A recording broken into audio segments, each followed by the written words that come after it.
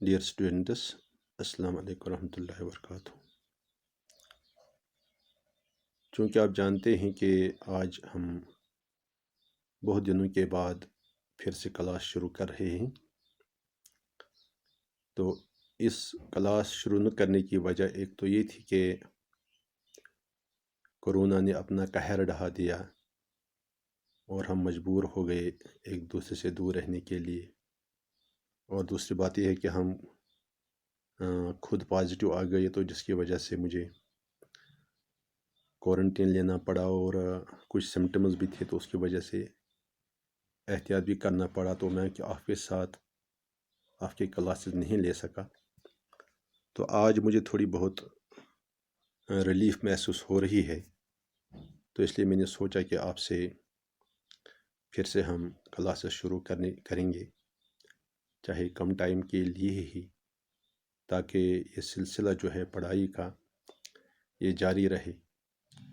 تو اس سلسلے میں آپ چونکہ جانتے ہیں کہ ہم lastly states of matter discuss کر رہے تھے، اسٹیٹس آف میٹر، تو اس کے بارے میں آپ جانتے ہی ہیں کہ جو میٹر جو ہے it exists in 3 states: solid, liquid and gas, though there are 2 more states, one is plasma and another one is Bose-Einstein condensate۔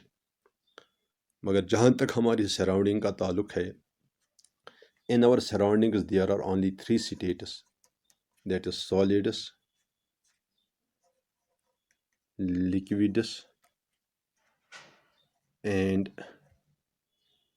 gases۔ تو یہ آپ اچھی طرح سے جانتے ہیں کہ کوئی سبسٹنس کیوں ایگزسٹ کرتا ہے as a solid, as a liquid and as a gas. تو اس میں سب سے بڑی ڈفرینس جو ہے that is in the interparticular attraction, interparticular forces of attraction. تو سالڈس میں یہ interparticular force of attraction جو ہوتے ہیں یہ اسٹرانگ ہوتے ہیں، whereas in case of liquids and gases these force of attraction are very weak۔ تو یہ فورس آف اٹریکشن جو ہیں what are the various types of forces، کون کون سے فورس موجود ہوتے ہیں ان solids، liquids and gases، اس کے بارے میں ہم نے ڈیٹیلڈ پڑھا ہے۔ وہاں پر مختلف قسم کے فورسز ہوتے ہیں، جیسے آپ کو یاد ہوگا ڈائپول انٹریکشن ہے، ڈائپول انڈیوسڈ ڈائپول انٹریکشن ہے، آیان ڈائپول انٹریکشن ہے، آیان انڈیوسڈ ڈائپول انٹریکشن ہے، اسی طرح سے لنڈن فورسز ہیں، اور اسی طرح سے ہائیڈروجن بانڈ ہے۔ تو بہت سارے فورسز ہیں جو ایگزسٹ کرتے ہیں between the particles of a substance. تو اب جتنا فورس آف اٹریکشن اسٹرانگ ہوگا، اسی حساب سے یہ جو میٹر ہے it will be in solid state, اگر فورس آف اٹریکشن ویک ہوئی تو لکوڈ اسٹیٹ، اور جہاں تک گیسز کا تعلق ہوتا ہے ان میں یہ فورس آف اٹریکشن جو ہوتے ہیں وہ نیگلیجبل ہوتے ہیں۔ اس لیے جہاں تک ہمارے ان 3 اسٹیٹس کا تعلق ہے، سالڈ، لکوڈ اینڈ گیس کا تعلق ہے، تو اس میں سب سے سمپل اسٹیٹ جو ہے that is the gaseous state. Gaseous state is the simple state, اور پھر دوسرا اسٹیٹ لکوڈ اور سالڈ ہے۔ میں پہلے ہی آپ کو بتا چکا ہوں کہ یہاں 11th کلاس میں ہم صرف گیشیس اسٹیٹ ہی ڈسکس کر رہے ہیں، گیشیس اسٹیٹ اور لکوڈ اسٹیٹ ہی ڈسکس کر رہے ہیں، اور جہاں تک سالڈ اسٹیٹ کا تعلق ہے سالڈ اسٹیٹ ہم 12th کلاس میں جا کے اسٹڈی کریں گے۔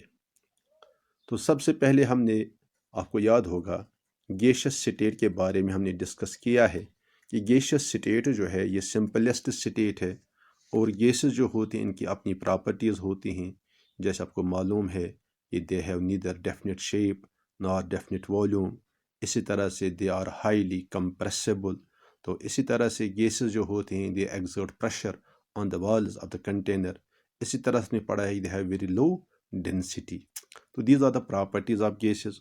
اور ہمارے ارد گرد سراؤنڈنگ میں جو میٹر ہے اس میں آپ نے یہ بھی پڑھا ہے، یاد ہوگا آپ کو، کہ گیسز جو ہیں ایلیمنٹس کا جہاں تک تعلق ہے جو 118 ایلیمنٹس ہیں، اس میں سے صرف 11 ایلیمنٹس ایسے ہیں جو گیشیس سٹیٹ میں ہیں۔ 11 elements are in gaseous state. تو یہ آپ جانتے ہیں وہ کون کون سے ایلیمنٹس ہیں، اس کو ریپیٹ کرنے کی ضرورت نہیں ہے، آپ کو یاد ہوگا۔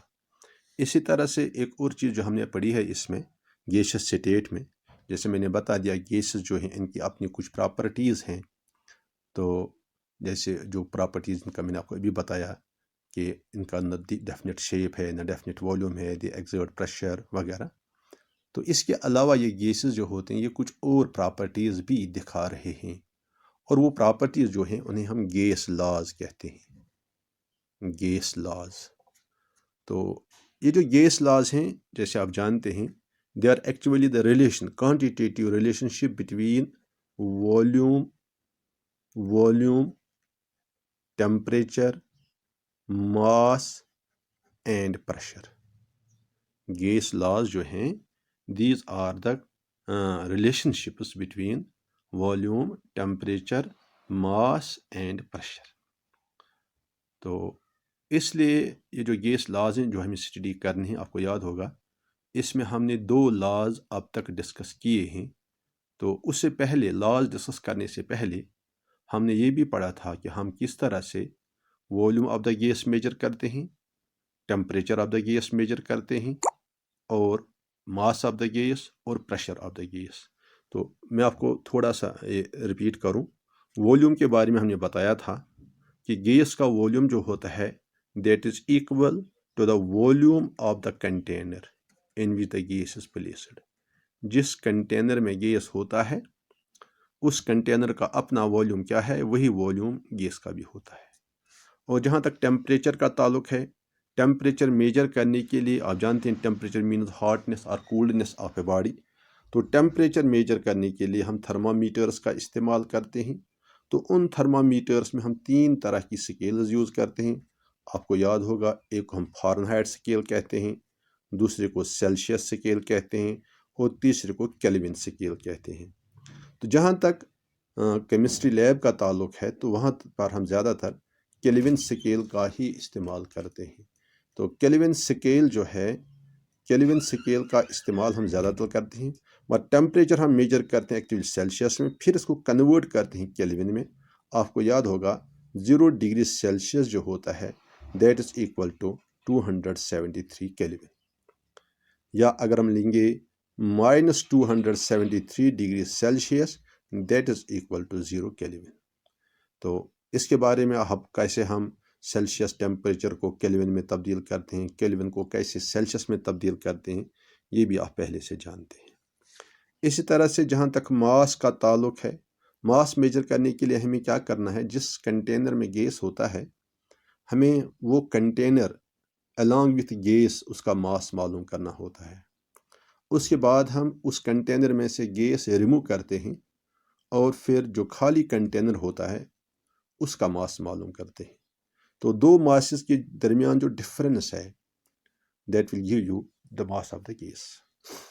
اسی طرح سے پریشر میجر کرنے کے لیے آپ نے یاد ہوگا آپ کو، پریشر میجر کرنے کے لیے ہم مانومیٹر کا استعمال کرتے ہیں۔ اگر آپ کے کسی کنٹینر میں گیس ہے تو کنٹینر میں جو گیس ہے اس کو اس کا پریشر میجر کرنے کے لیے ہم مانومیٹر کا استعمال کرتے ہیں، جو اس طرح سے یو شیپ ٹیوب ہوتا ہے۔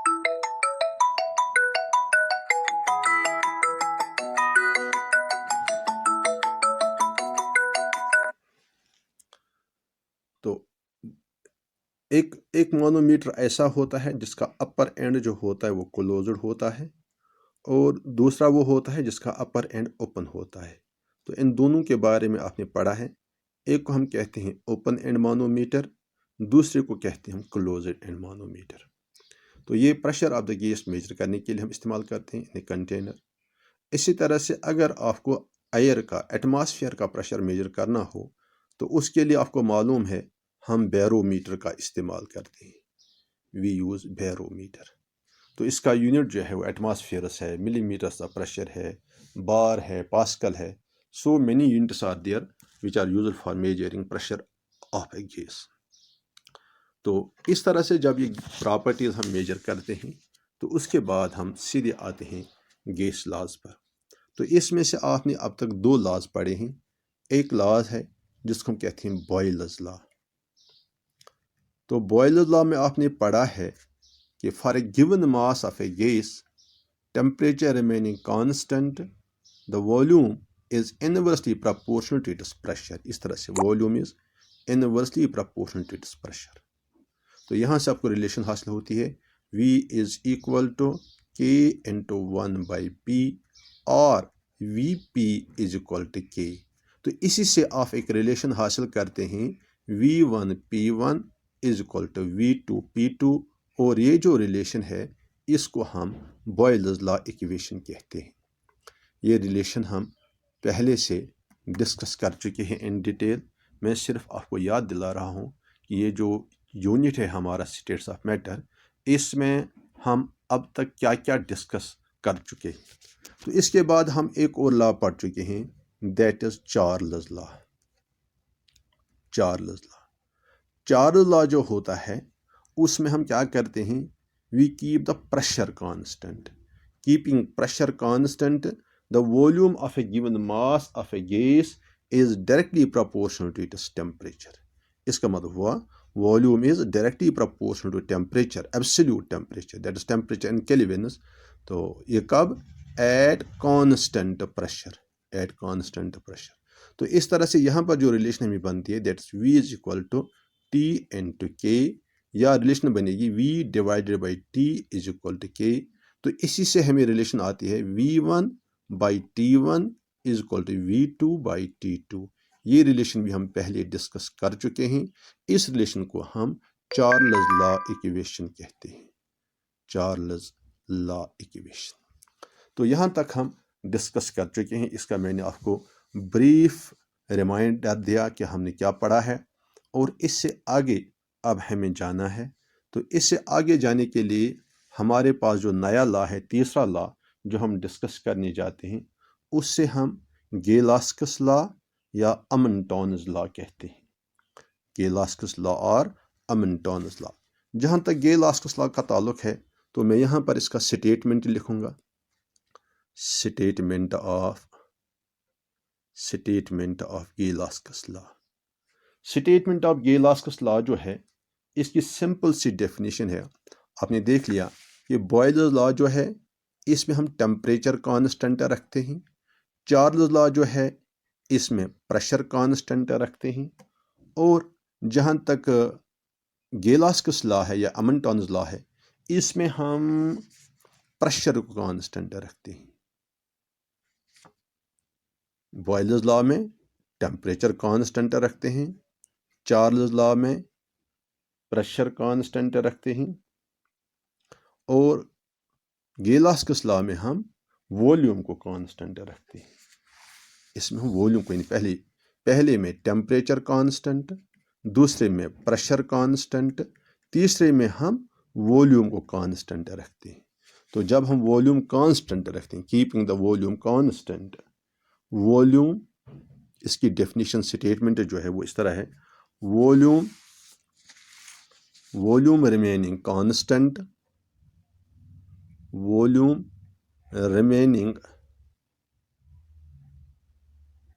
remaining constant, the pressure of a given mass of a gas,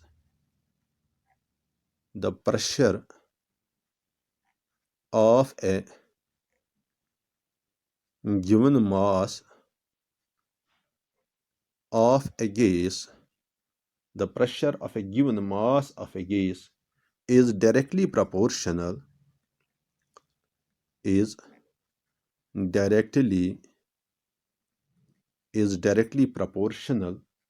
to its temperature, TMPERA,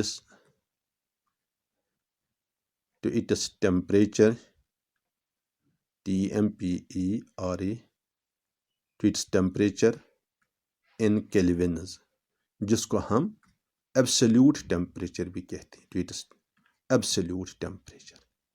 اب آپ لا دیکھیں کیا کہتا ہے، volume remaining constant, the pressure of a given mass of a gas. اس کا مطلب ہے ماس بھی کانسٹنٹ ہے. मास भी कांस्टेंट है और वॉल्यूम भी कांस्टेंट है, फिर क्या होता है, the pressure of A gas का जो प्रेशर है is directly proportional to its temperature in Kelvin's. तो इसका मतलब ये हुआ जब प्रेशर जो है ये टेम्परेचर के साथ डायरेक्टली प्रोपोर्शन है। इसका मतलब ये हुआ कि अगर टेम्परेचर ज़्यादा होगा तो प्रेशर भी ज़्यादा होगा, टेम्परेचर हम कम करेंगे प्रेशर भी कम करेंगे। तो अगर हम इस तरह सपोज करेंगे, if for a given mass of a gas at constant volume, if for a given mass of a gas at constant volume, T is the temperature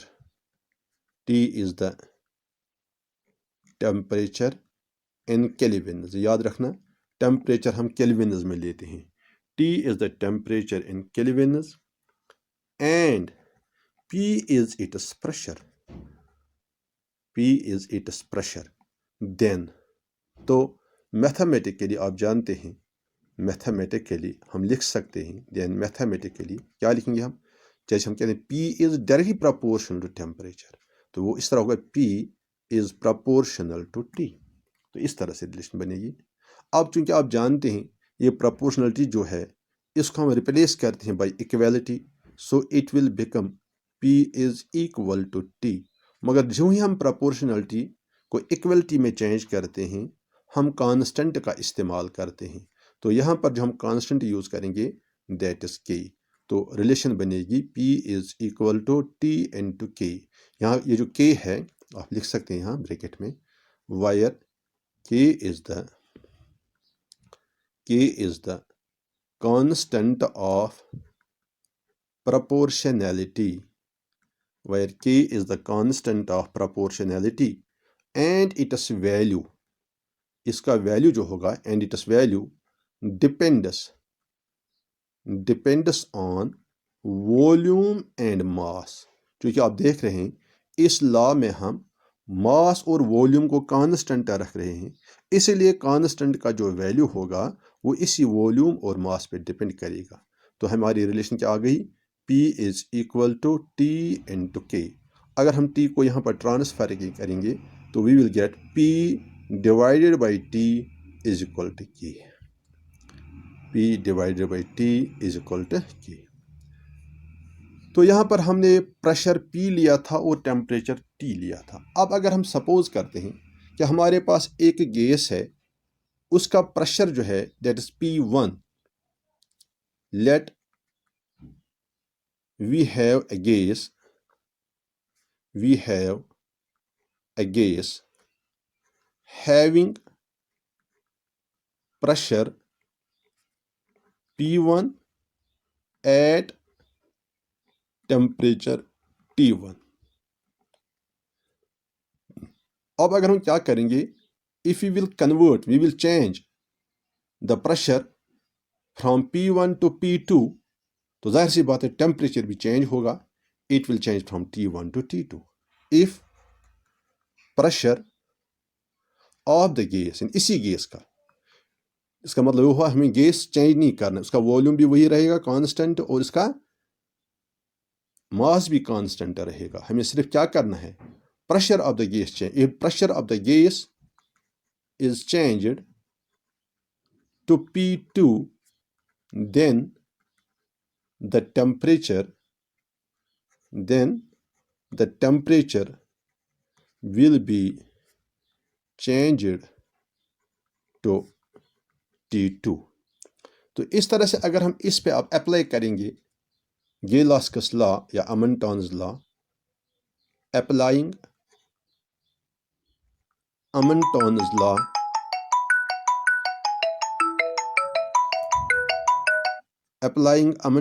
law, तो हम क्या हासिल करेंगे, जिस वक्त प्रेशर P1 है टेम्परेचर T1 है तो we will get P1 divided by T1 is equal to K। और जब प्रेशर P2 है और टेम्परेचर T2 है we will get P2 divided by T2 is equal to K। तो ये दूसरी रिलेशन है। फ्रॉम इक्वेशन आप समझ गए ना, ये जिस तरह से P1 P by T is equal to K, इस तरह से P1/T1 is equal to K, P2/T2 is equal to K, ठीक है ना। तो अब चूंकि ये दोनों रिलेशन जो हैं इसमें राइट हैंड साइड सेम है तो लेफ्ट हैंड साइड भी तो सेम ही होगा। तो इस तरह से from equation first and second we get P1 divided by T1 is equal to P2 divided by T2। ये रिलेशन जो है, दिस रिलेशन, इसको हम नाम रखेंगे इक्वेशन 3। ये गे-लास्कस लॉ इक्वेशन या अमन-टर्नर्स लॉ इक्वेशन कहते हैं। This relation is called as Gay-Luscous law equation, or Amon-Townes law equation। तो जाहिर सी बात है, आप देख रहे हैं इस लॉ के मुताबिक प्रेशर जो है that is directly proportional to temperature at constant volume. इसका मतलब ये हुआ, if you will draw a graph between pressure and temperature, यहाँ से हम प्रेशर लेंगे, यहाँ से टेम्परेचर, एब्सोल्यूट टेम्परेचर। अगर हम इन दो के दरमियान ग्राफ डालेंगे, ग्राफ प्लॉट करेंगे, चूँकि ये दोनों क्वांटिटीज़ जो हैं they are directly proportional to each other, इसलिए इनका ग्राफ जो है that will be a straight line, इस तरह से। तो अब चूँकि अगर हम वॉल्यूम चेंज करते जाएंगे तो उसी हिसाब से ग्राफ की जो हाइट है वो चेंज होगी, but that will be always a straight line. This is at V1, V2, V3. So pressure and temperature are constant. So the graph plotted between the two is a straight line. तो ये हो गया गे-लास्कस law, या जिससे हम अमन-टर्नर्स law भी कहते हैं। तो मुझे लगता है कि आज के लिए ये एक टॉपिक जो है गे-लास्कस लॉ या अमन-टर्नर्स लॉ जो है ये आपके लिए काफ़ी है। तो आप देख लीजिए, आप चाहो तो इसका स्क्रीनशॉट भी ले सकते हैं इस पेज का, तो इस तरह से आपका नोट बनेगा, या मैं इसको ग्रुप में भी डाल दूंगा। तो आज के लिए इतना ही। तो इंशाल्लाह मैं कोशिश करूंगा, अगर मुझे सेहत ने इजाज़त दे दी तो मैं रोज़ाना आपका एक क्लास लिया करूंगा। Thank you very much.